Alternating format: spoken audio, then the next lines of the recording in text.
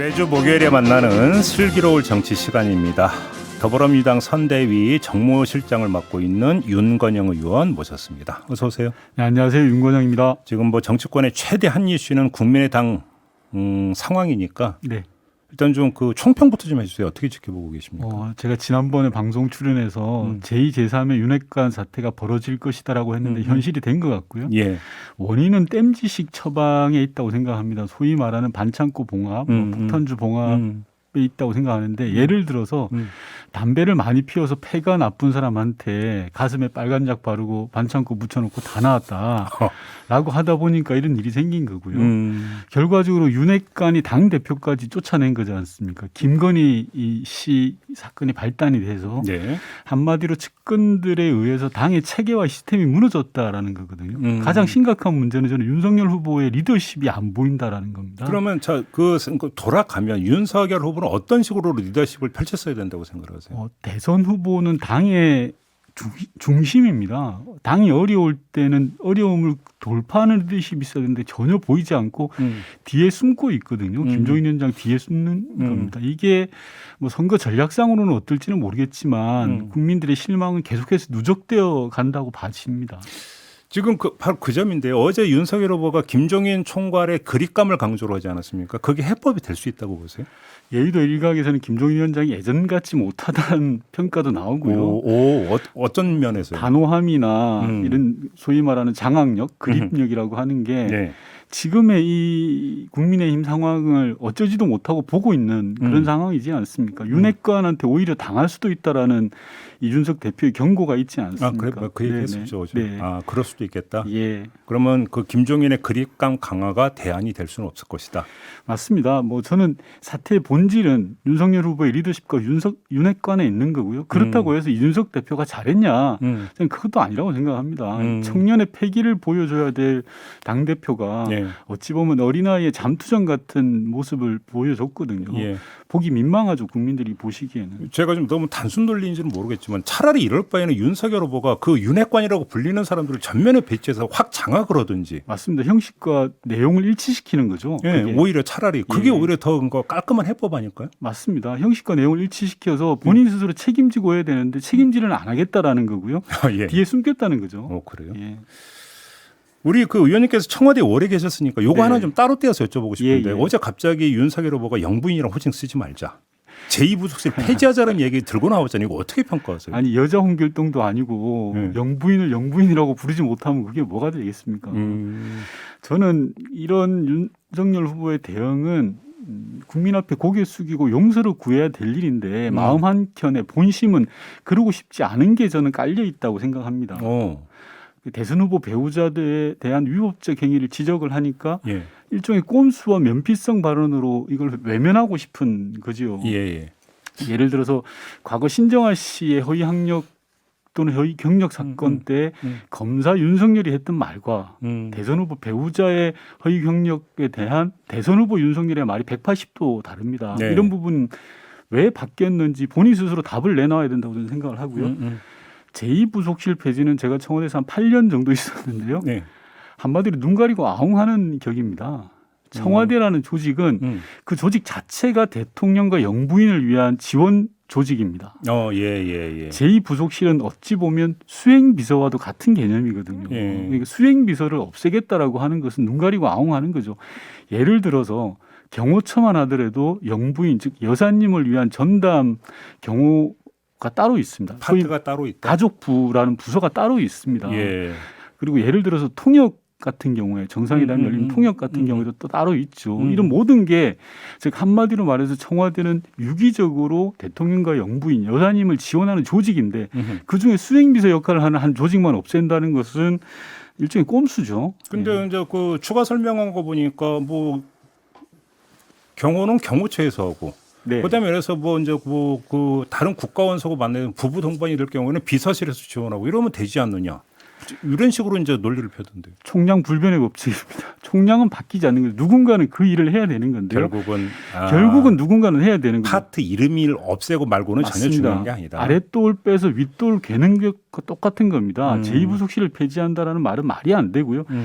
당연히 부작용을 속출할 수밖에 없습니다. 왜냐하면 누군가는 그 역할은 반드시 해야 되는 겁니다. 예를 들어서 바이든 대통령이 방한을 하면 질 바이든 여사가 같이 오지 않습니까? 질 바이든 여사와의 외교를 누가 담당하겠습니까? 대한민국 영부인이 하는 겁니다.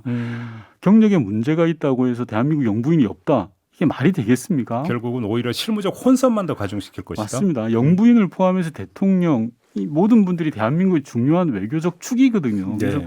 제2부속실을 비롯해서 청와대 전체가 외교를 지원하고 하는 스텝입니다. 근데 그 중에 하나만 떼서 뭘 하겠다라는 것 자체가 저는 그런 발상이 좀 우습습니다. 그러면 결국은 이 발언이 나온 배경은 김건희 의혹 국면을 조금이라도 그러니까 진정시키기 위한, 가라앉히기 위한 반창고 성격이다 이렇게 보십니까? 그렇죠. 꼼수죠. 그런데 저는 좀 대단히 무책임하다라고 생각이 드는데요. 199에 국정을 책임지겠다고 하시는 분이 위기를 모면하기 위해서 이렇게 내놓는 걸로는 좀 온당치 않아 보입니다.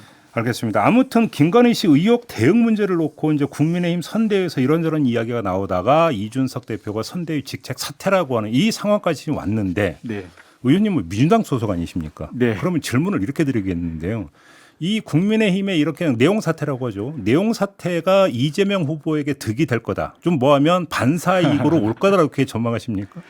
저는 반사이익만 기대는 건 대단히 한계적이다라고 봅니다. 네. 이재명 후보가 애초에 계획했던 목표로 했던 코로나 위기 극복과 민생 과제를 뚜벅뚜벅 해나가는 것만이 저는 성과가 되는 거죠. 이재명 후보가 이번 주에도 과학기술 정책 공약을 발표했거든요. 그리고 마이클 샌들이라는 미국의 석학과 공정과 정의에 대한 대담도 했고요. 코로나 위기 극복 회의를 직접 주관도 했습니다. 이런 네. 것들이 차곡차곡 모일 때만이 예. 지지율의 성과로 보여질 거다라는 생각을 합니다. 그런데 그 또 이런 이야기가 있더라고요. 그래서 이제 상대편의 어떤 뭐냐면 악수, 패착, 네. 자충수 이런 게 나오면 뭔가 치고 나갈만 하면 또 대장동이 나온다. 네. 이런 이야기가 있던데 이건 어떻게 받아들이십니까? 대장동 관련해서 뭐 안 좋은 사건들이 벌어진 거에 대해서는 정말 가슴이 아프고요.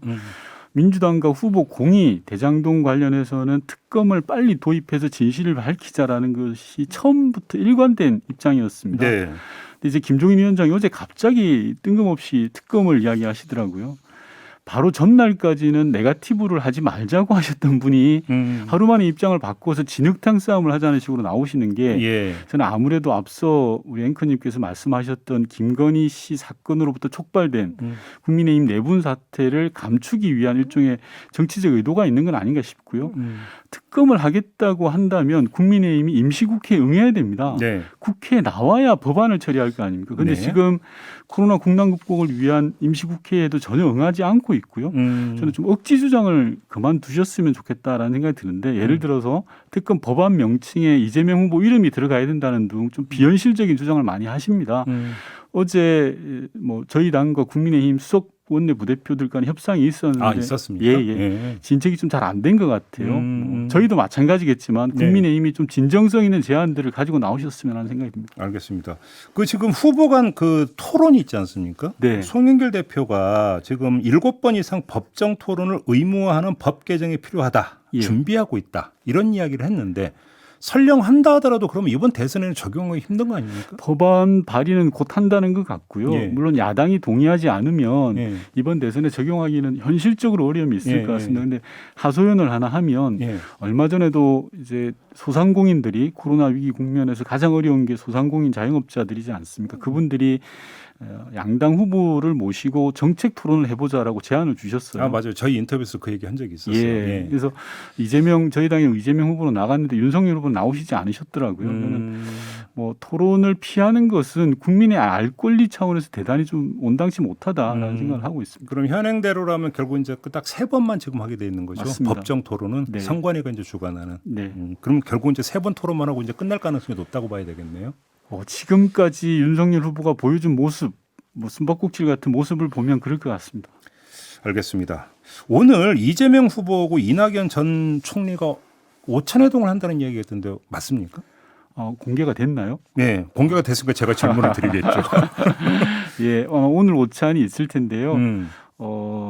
그동안에 많은 우리 민주당을 지지하시는 분들이 좀 걱정 아닌 걱정을 하셨거든요. 네. 이낙연 대표님 전 대표께서 나서지 않으시는 거 아니냐라는 걱정을 하셨는데 그런 부분들을 뭐 저는 일소한 계기가 될 것으로 보고요. 네. 그리고 이낙연 전 대표께서는 민주당 선대위 출범식부터 지금까지 일관되게 이재명 후보를 돕고 있고 함께하겠다는 의사를 표시하셨던 걸로 알고 있습니다. 그러니까 이제 그 돕고 있다는 말씀을 지난주에도 해주시긴 했지만 공개적인 무대에서의 지원 활동은 사실은 그렇게 기억이 없기 때문에 네. 혹시 오늘 회동을 기점으로 공개 지원 활동에 나서는지 이게 궁금한데요. 뭐 제가 알고는 있습니다만 말씀 못 드리는 답답함도 좀 뭐 알고 있으면 말씀을 해주시지 왜 또 알고 있는데 말을 못 한다면 네. 우리 듣는 애청자 여러분들 그렇죠. 어떻게 생각하시겠어요? 네. 제가 조금만. 맞습니다. 오늘 아마 이낙연 대표님이 어떻게 하시겠다라는 계획까지 발표가 될 걸로 보여지고요. 아, 예, 그래요? 구체적으로. 앞으로의 활동 계획에 대해서 오늘 밝힐 거다. 예. 오호, 그래요? 저는 뭐 이런 부분에서 깨알 같은 자랑을 좀 하면 민주당의 대선 경선 후보들은 지금 하나의 몸이 되어서 함께 하고 있거든요. 네네. 이재명 후보를 위해서 소위 말하는 원팀을 구성해서 도와주고 있지 않습니까? 반면에 정치는 상대적인 거라 홍준표 후보는 정말 1일 1공격을 넘어서서 이제 포기하셨거든요. 어제 이제 나도 모르겠다 알아서 해라라는 식으로 말씀을 하셨어요. 그러니까 드디어 포기 상태에 들어가셨습니다. 그래서 좀 시청자분들께서 이런 정치는 비교니까요. 어쩔 수 없이 이런 부분들을 좀 봐주셨으면 하는 바람이 있습니다. 이게 좀 뜬금없을지는 모르겠지만 궁금해서 드리는 질문이 정무실장 아니십니까? 예. 그래서 이제 아마 어찌 본다면 가장 잘하실 것 같은데 사실 판세가 지금 혼전 양상이잖아요. 여론조사 결과만 놓고 본다면. 맞습니다. 이게 조정이 돼서 판세가 굳어지는 시점이 언제쯤일 거라고 보세요? 오 의원님은? 단기적으로 보면 1월 초 신년 여론조사가 쏟아지는 그 단기 국면이 있을 것 같고요. 조금 장기적으로 보면 1월 말 설 연휴를 앞두고 2월 초에 설 연휴가 있죠. 1월 말 2월 초 설 연휴를 앞둔 시점에서 여론 지형이 고착화되는 게 있습니다. 그러니까 설 지나면서 아마 조사되는 게 결국은 그 본선 결과로까지 이어질 가능성이 있다. 이렇게 최종적으로는 선거운동 직전 본격 선거운동을 앞둔 직전 2월 말 2월 15일부터가 선거운동 기간이니까.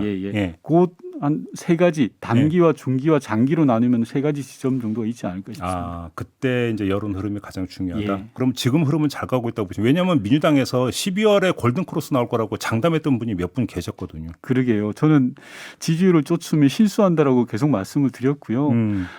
대선은 그런 것 같습니다.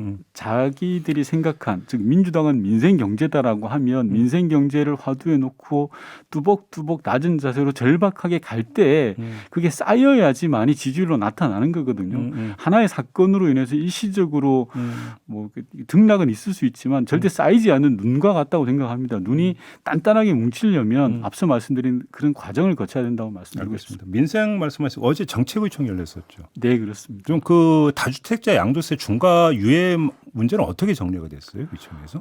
우리 당 민주당 내에 워킹 그룹을 만들기로 했습니다. 민주당 내에서는 다주택자 양도세 중과 유예와 관련해서 양론이 있습니다.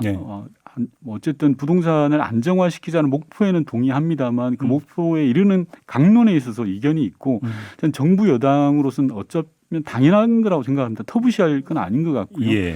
이 이견들을 한 곳에 모아서 합리적인 결과를 도출해내기 위해서 워킹그룹을 구성을 했고요. 좀 차분하게 저희가 들여다보고 국민들께서 안정감을 가질 수 있도록 대응을 하려고 합니다. 소상공인 자영업자 지원 방안 혹시 좀 얘기는 나온 거 없습니까? 어제 의총에서? 어제는 과감한 선지원이 필요하다라고 해서 그걸 법안으로 저희가 채택을 하기로 했고요. 법안으로요? 어떤 내용이죠? 좀 풀어주시면. 그러니까 지금까지는 적시에 지급되는 것들이 대단히 제한적이었습니다. 맞아요. 소상공인과 자영업자들이 피해를 입었지만 이것들이 한참 이후에 피해 입은 이후에 나가다 보니까 아플 때 뭔가 약을 줘야 되지 않겠습니까? 그래서 적시에 지원하자라는 게 첫 번째고 두 번째는 적시에 보다 많은 보다 과감하게 지원하자라는 게 있었습니다. 물론 손실보상법이라는 건 있습니다만 이번에 정부가 크게 접근했던 재난지원금과 같은 100만 원. 형태, 그런 형태의 지원이 필요하다는 그것을 제도적으로 좀 보완하자라고 해서 어제 그러면 정부가 100만 원씩 지급하기로 한 거 말고 다른 지원 방안도 강구하기로 했습니까? 내년에 지금 올해가 12월이지 않습니까? 그래서 내년에 만약에 코로나 상황이 우리의 예측대로 조금 안정적으로 간다라면은 뭐 그런 지원들이 좀 다소 요구될 가능성은 낮지만 어떻게 될 줄 상황은 모르지 않겠습니까? 그런 상황을 대비하자라는 차원에서 준비하고 있습니다. 준비하고 있는 게 있습니까? 알겠습니다. 좀 지켜보도록 하겠고요. 시간이 다 됐는데 요거 하나만 좀 여쭤볼게요. 열린민주당하고 통합 논의는 이제 거의 끝났다고 봐도 되는 겁니까? 오늘 이재명 후보께서 열린민주당 당원들과의 간담회가 있습니다. 예, 예. 열린민주당에서 7가지 조건을 말씀해 주셨고요. 그 어제 발표했더라고요. 예. 예. 그 조건 중에 하나가 국회의원 3선 연임 금지인데 여기서 또 깨알 자랑을 하면 그 법안을 제가 제출을 했거든요. 이 질문 안 했으면 되게 섭섭하셨을 것 같아요. 그럼요. 섭했을 겁니다. 네. 그 법안을 제가 제출했는데 국민의힘이 처음에는 되게 하겠다고 하셔가지고 특히 초선 의원들이 예. 되게 반가웠는데 전혀 반응이 없으셨거든요. 제 개인적으로는 개혁 과제를 올려주신 거에 대해서 대단히 고맙고 감사하고 처리되었으면 합니다만 어쨌든 당과 당의 통합 논의 과정에서 나온 것이라 민주당에서는 진지하게 검토를 할 걸로 보여집니다. 그러니까 받을 거라고 봐도 되겠군요. 사소한 이견은 충분히 극복 가능하지 않을까 싶습니다. 알겠습니다. 자, 이렇게 마무리할게요. 고맙습니다, 의원님. 네. 더불어민주당의 윤건영 의원과 함께했습니다.